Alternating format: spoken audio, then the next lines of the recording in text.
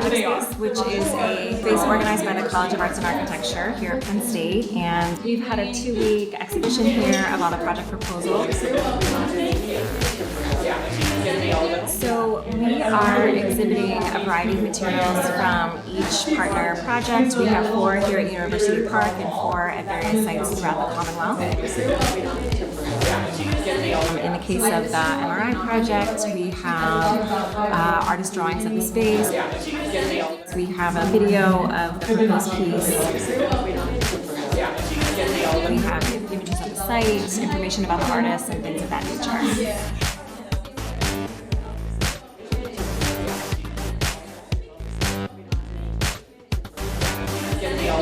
The projects are temporary, which means they could be up anywhere from 1 to 2 years. Most of them will be up for about a year.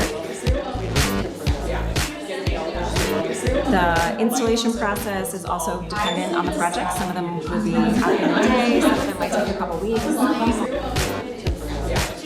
Once the projects are installed, we plan to work with each partner on community engagement opportunities, so building programming around the projects.